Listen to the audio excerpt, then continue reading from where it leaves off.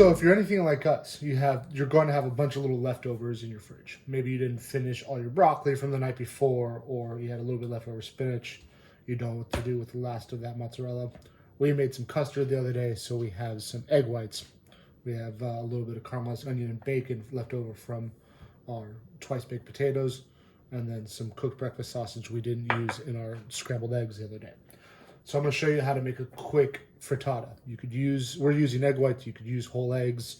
You don't have to add the meats. You could do a vegetarian one, but this is a great way to use some leftovers from dinner the night before or lunch the day before and throw yourself a quick little breakfast together. So we got all our ingredients prepped. We're going to throw everything into a bowl. Throw your eggs in first just to kind of break them up a little bit. Add whatever other proteins or things you're going to add to it.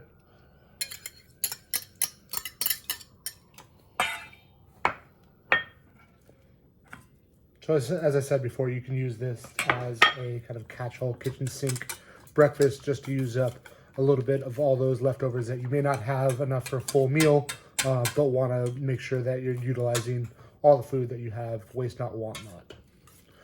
So we got this all mixed together. We're going to take this over to a hot nonstick pan that we put a little bit of butter in, season it with salt and pepper, give it a little saute just on medium-low heat, just kind of set the bottom of it.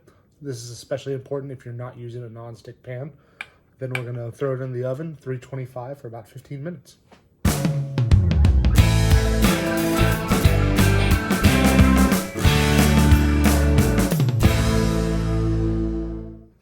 All right, our timer's gone off.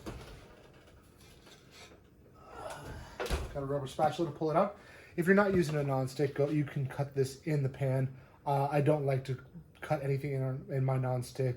I want to keep that nice layer on it.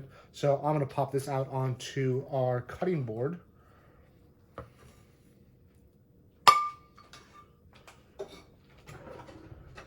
Grab a knife. And we're just going to cut it into little triangles. Whatever size you want. This will also cool great. I would let it cool out room temperature for a little bit before you put it on a plate and put it in your fridge just to let it set up some. But here you are, a nice kind of kitchen sink frittata. Enjoy. Stay sane and sated.